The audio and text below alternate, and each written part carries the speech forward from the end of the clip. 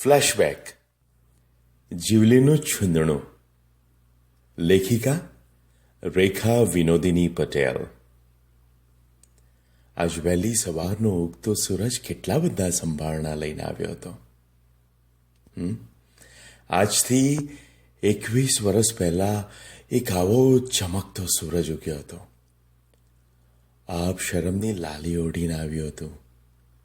આજે એમ જ એ અડધા ખેંચેલા ઘૂંઘટમાં તેનો ચહેરો છુપાવીને મારા બારણે આવી હતી. તેને જોતા મારા શરીરમાંથી એક લખલખું પસાર થઈ ગયું. જીવલી, તું આટલા વર્ષે અને આ હાલતમાં? આમ તો વર્ષો પહેલા રોજ સવારે સૌ પહેલો તેનો રૂપાળો કાળી કજરારી ભાવવાળી આંખો વાળો ચહેરો જોવાની આદત પડી ગઈ હતી.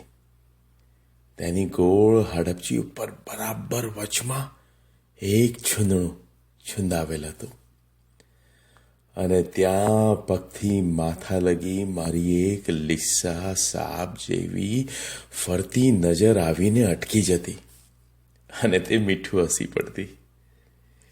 કારણ તે જાણતી હતી કે હું તેના આ રૂપ ઉપર ઘેલો થઈ જતો હતો અને તેને ના કેમ સમજાય. આખરે તો તે એક સ્ત્રી હતી ને.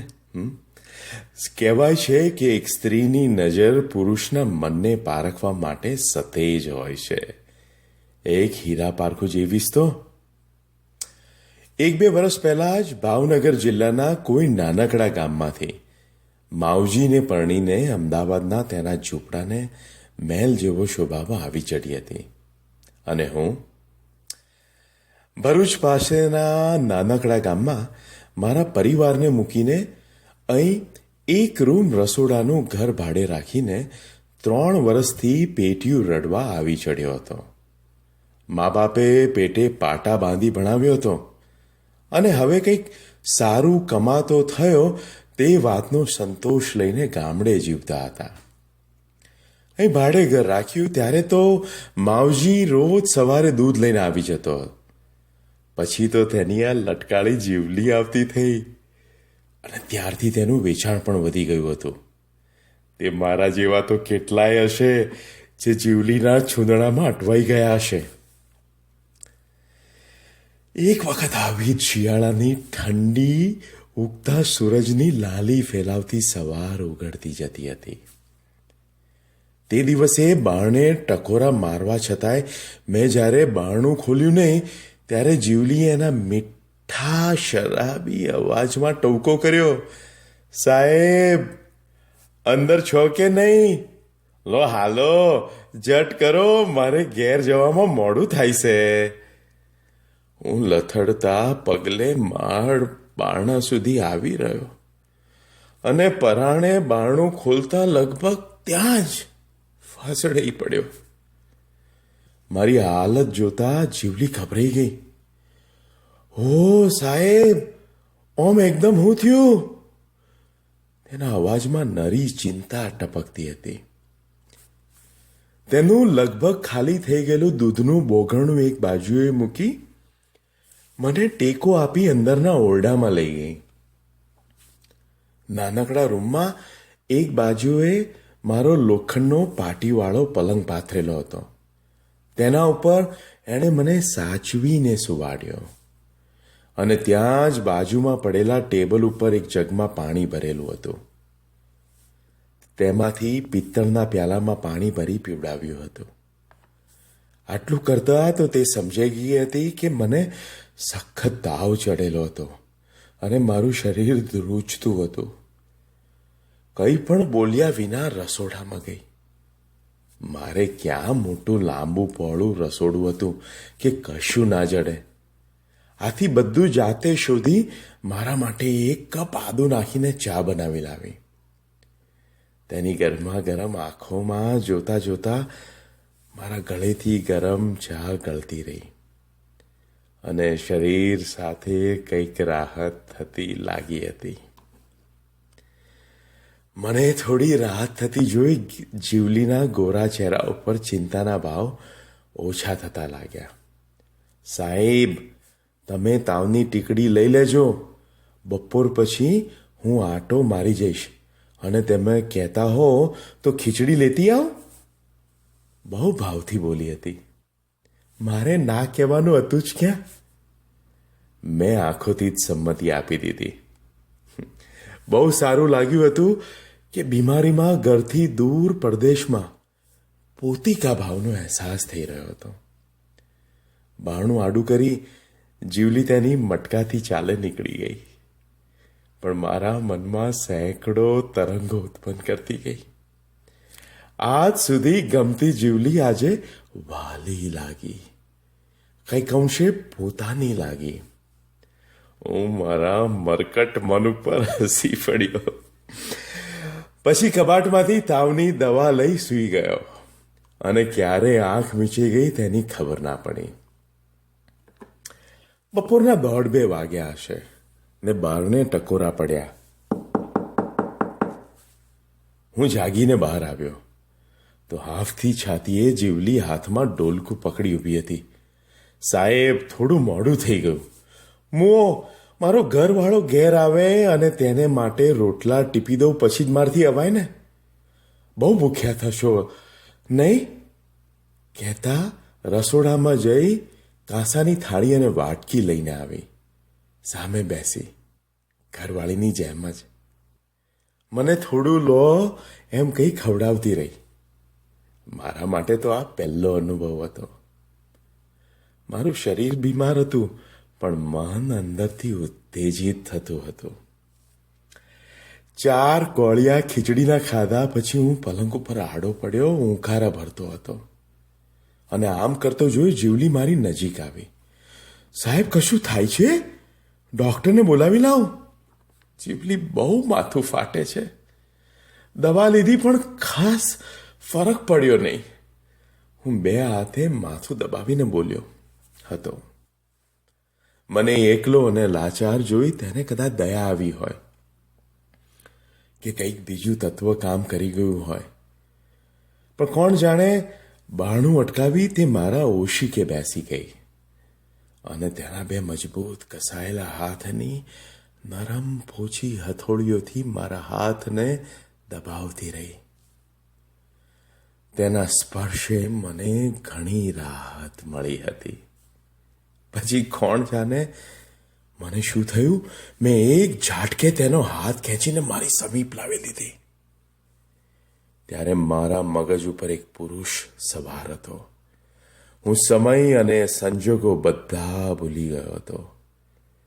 જેને જોઈ હું મારી સવાર સજાવતો હતો તેને આટલી નજીક જોઈ હું બધું શાન ભાન ભૂલી ગયો હતો. તે બિચારી, ના ના સાહેબ, આ શું કરો છો? કઈ હાથ છોડાવતી રહી, પણ મને તેની ના બહુ જોરદાર ન લાગી. આથી હું તેને વધારે નજીક ખેંચતો રહ્યો.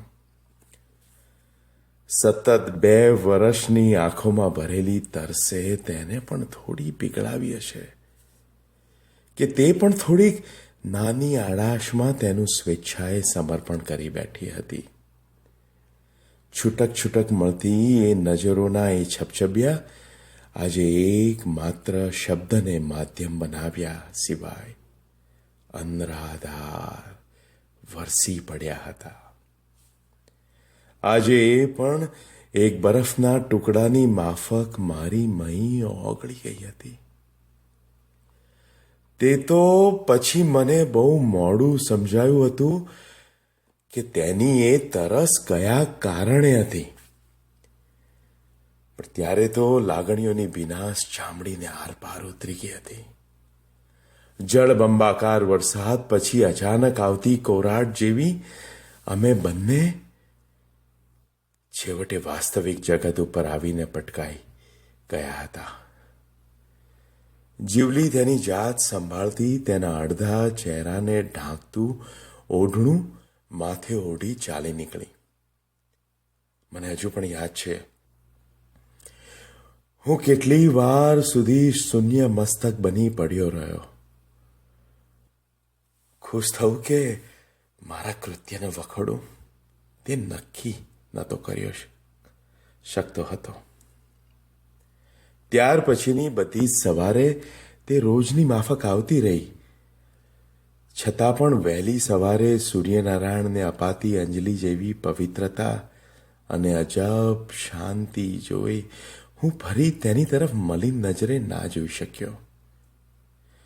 પછી રહી રહીને મારી જાત ઉપર મને તિરસ્કાર જન્મતો રહેતો હતો. ત્રાસી નજરે હું તેને જોઈ લેતો, છતાંય તેના ચહેરા ઉપર એક પણ વાંકી રેખા મને જોવા મળી નહોતી.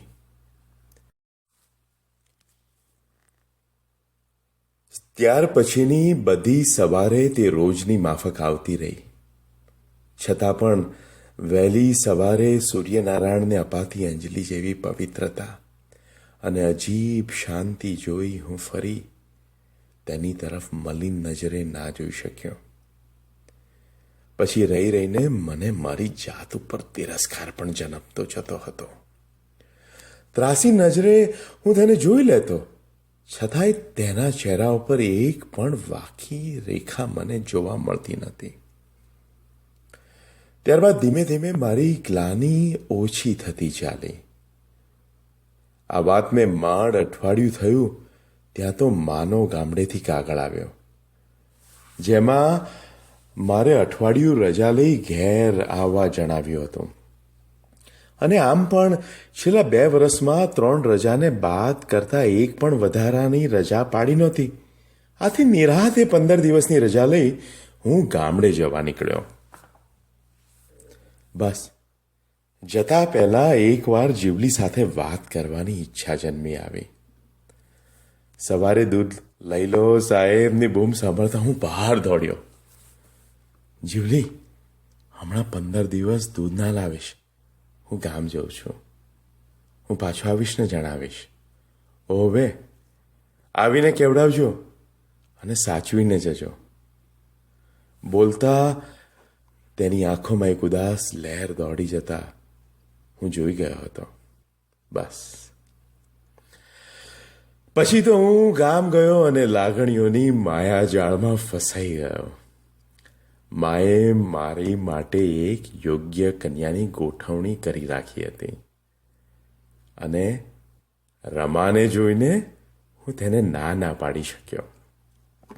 બધી રીતે તે મારા માટે યોગ્ય હતી. બહુ રાહ નથી જોવી કહેતા અમારા કુટુંબીજનોએ અમે ઈડરિયો ગઢ જીત્યારે કહેતા 15 દિવસમાં લગ્ન ઉકેલી લીધા અને હું જવાબદારીઓમાં લપેટાઈ ગયો. ખેર, વધારાની રજા લઈને 20 દિવસે હું પાછો આવ્યો. બધું જ જૂનું હતું, પણ જિંદગી આખી નવેસરથી ગોઠવાઈ ગઈ હતી. ગયો ત્યારે એકલો એક એટેચી સાથે હતી અને પાછો આવ્યો ત્યારે ટેમ્પો ભરેલા સામાન સાથે એક રૂપાળી વહુ લઈને આવ્યો હતો. રમા બહુ સુલજી યુવતી હતી. ખાસ કે એવું ભણી નહોતી. બીકોમના પહેલા વર્ષથી ઉઠી ગઈ હતી, પણ ઘરકામમાં નિપુણ. બીજા દિવસે સવારે મારા ઉઠતા પહેલા તે ઉઠી ગઈ. જીવલીને આગલી સાંજથી હું આવ્યાના સમાચાર પહોંચાડી દીધા હતા. તેથી સવારમાં તેની બૂમ સંભળાઈ, સાહેબ! અને એ વાક્ય પૂરું કરે ત્યાં તો તપેલી લઈને રમા બારણે પહોંચી ગઈ. તમે કોણ? સાહેબ નથી આવ્યા? હું તારા એ સાહેબ રમેશની પત્ની છું અને હવેથી બેનની બૂમ મારજે, કઈ રમા તેની સાથે વાતે વળગી. રમાની દરેક સાથે વાત કરી પોતાને આ કરી લેવાની એક આદત હતી અને આમ વાતો કરી તે સામેવાળાની આખી જન્મ કુંડળી શોધી નાખતી. નવી આવેલી પરણેતરના મીઠા પાસમાં હું એવો બંધાઈ ગયો હતો કે પછી જીવલીની સાથે 4 આંખો કરવાનો મોકો છૂટતો જતો હતો. તેમાંય હવે રમા ઘરનું શાસન પોતાના હસ્તક રાખતી, માટે હવે મારી જિંદગીની ગાડી પ્રેમના પાટે સડસડાટ ચાલતી હતી. તેમાં હું જીવલીને લગભગ વિસરી ગયો હતો. છતાંય તેની લીસી હડપચી ઉપરનું છૂંદણું યાદ કરતા અનાયાસે મલકી જવાતું હતું અને ત્યારે પેલી બપોરનું આખું ચિત્ર ઉભરી આવતું. આવા વખતે હું રમાને પરાણે પણ મારી પાસે ખેંચી લેતો. સમયની ગતિ ન્યારી હોય છે. લગ્નના 4 મહિના ક્યાંક વીતી ગયા હતા. હમણાંથી દૂધ લઈ લેજો બેનની બૂમ પાડનાર અવાજ બદલાઈ ગયો હતો. એક દિવસ મેં રમાને વાતમાં પૂછ્યું, રમા, હવે જીવલી દૂધ આપવા નથી આવતી કે શું? તે બીમાર છે? ના, હમણાંથી માવજી બી આવે છે. જીવલી મા બનવાની છે ને, ડોક્ટરે તેને વજન ઉચકવાની ના પાડી છે. બસ. પછી તો સાંભળવા મળ્યું કે જીવલીને છોકરી છે. રમા કહેતી હતી કે બહુ રૂપાળી છોકરી જન્મી છે અને તેવામાં નોકરીમાં મને પ્રમોશન મળ્યું. સાથે રમા મા બનવાની છે અને હું બાપ. એ સમાચારથી સંબંધોમાં પણ પ્રમોશન મળ્યું અને આ ઘર હવે નાનું પડશે તેવા આશયથી અમે થોડેક દૂર નવા બંધાતા ફ્લેટમાં જગ્યા લઈ રોનકના જન્મ પહેલા ત્યાં રહેવા ચાલી ગયા. હવે તે જગ્યા દૂર પડવાથી માવજી અને જીવલીને બદલે કોઈ કાકા દૂધ આપવા આવતા હતા. હવે કોણ આવે ને કોણ જાય તે જોવાની મારી જવાબદારી નહોતી. હા, પણ અમારા નવા ઘરમાં જતા પહેલા આગળ દિવસ સાંજે જીવલી તેની છોકરી લઈને આવી હતી. રમા સાથે વાત કરીને મને મળવા માટે બૂમ પાડી.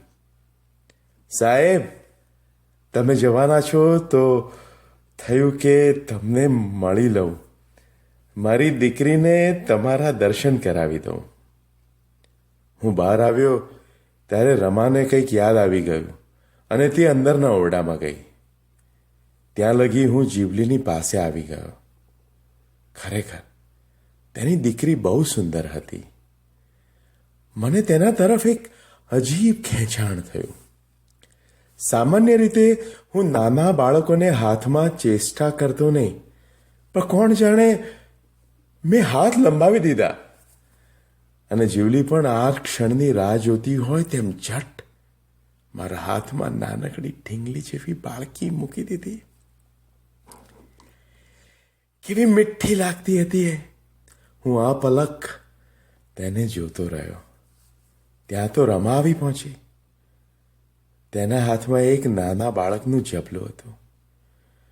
જ્યારે તેને ખબર પડી કે તે મા બનવાની છે તો ક્યાંકથી તે લઈ આવી હતી. રમાની આ ટેવ બહુ સારી હતી. તે સમય અને સંજોગો પ્રમાણે વ્યવહાર કુશળ રહેતી. તેણે જીવલીના હાથમાં પેલું જબલું અને 11 રૂપિયા આપી દીધા. તે વધુ કંઈ બોલે તે પહેલા અંદરના રૂમમાં રાખેલા ફોનની રિંગ વાગી અને તે અંદર દોડી. જીવલી બાળકીને જાતા જાતા લઈને અટકી પડી અને બોલી, સાહેબ, મારી છોકરીને કંઈ નામ આપો ને. હું પણ કોણ જાણે વિચારીને બેઠો તેમ બોલી ઉઠ્યો, સપના.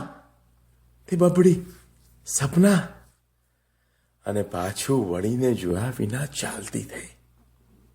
બસ.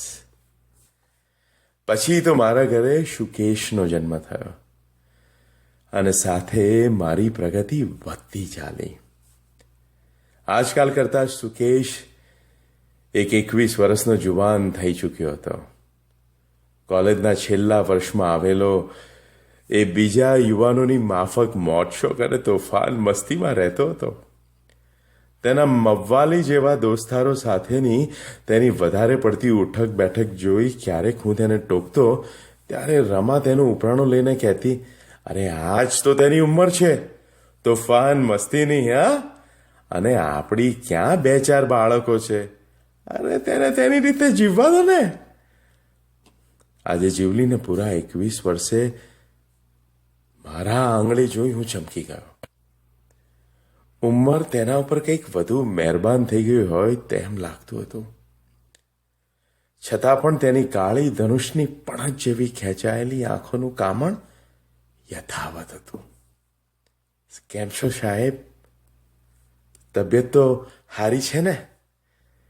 બોલતા જીવલી સહેજ ખચી અને તેની પાછળ તેની બરાબર પ્રતિકૃતિ જેવી 21-22 વર્ષની સુંદર યુવતી ડોકાઈ. હું તો જોતો જ રહ્યો. અસલ તેની માં જેવી. બસ તેની હડપચી તેની માં જેવી ગોળ ના લાગતા તીણી હતી અને ત્યાં છૂંદણું અસલ તેની માં જેવું. આ સપના છે સાહેબ. મારી દીકરી હમણાં જ કોલેજ પૂરી કરી. હવે આગળ ભણી સ્કૂલમાં નોકરી કરવાની છે. જીવલી બહુ ગર્વ સાથે કહેતી હતી. હું તો આભો બની તેને જોતો જ રહ્યો. સપના, આ તો બહુ જ મોટી થઈ ગઈ. જીવલી, કઈ કામ હતું તને આટલા વર્ષે ડોકાઈ? હા, ઘરમાં આવ. રમા બહાર ગઈ છે. બસ બસ આવતી જશે. સાહેબ, એક કામ થઈ આવી છું. પછી સપના સામે જે બોલી, સાહેબ તે પગે લાગી આશીર્વાદ લઈ બહાર બેસ, હું આવું છું. સપના પણ આજ્ઞાંકિત દીકરીની માફક મને પગે લાગી બહાર લોબીમાં થોડે દૂર જઈને ઊભી રહી. સાહેબ, તમારો દીકરો સપનાની છેડતી કરે છે. મારી દીકરીએ તેને બહુ સમજાવ્યો, પણ તેની ખરાબ નજર આ છોડી ઉપર છે. હું ઈચ્છું છું કે તેને સમજાવી લો. પહેલી વાર મેં જીવલીની આંખોમાં કડાકી જોઈ હતી. તું ચિંતા ના કરીશ, હું તેને જરૂર કહીશ. પણ તું તો જાણે છે કે આજકાલના જુવાનિયાઓ ઉપર આપણું બહુ જોર ચાલતું નથી. હું લાચારી જતાવતો બોલ્યો. સાહેબ, એ તો તમારે કરવું જ રહ્યું. કોઈ ભાઈ તેની બહેન ઉપર નજર બગાડે તે કેમ જોયું જાય? જીવલીના આ છેલ્લા વાક્યે મને પગથી માથા લગી ધ્રુજાવી દીધો. શું બોલી તું? ભાઈ બહેન? હોવે સાહેબ, એટલે તો તે દાડે હું તમારી કને ખેંચાઈ આવી હતી. મોરાવજી બધી રીતે બહુ હારો વર છે, પણ એક તેની ખોડ મારી કૂખ અધૂરી રાખતી હતી અને હું તમારી આભારી છું કે મારી ખાલી જોરી ભરી દીધી હતી. તેની આંખોમાં બારોબાર આભાર તરવરતો હતો. આવજો સાહેબ, એમ કહેતા એ ગર્ભભેર ચાલી નીકળી અને હું નતમસ્તક તેને અને સપનાને ટટ્ટાર મસ્તકે જોઈ રહ્યો. હવે મને સમજાયું કે સપનાની હડપચી મારા જેવી તીણી કેમ હતી.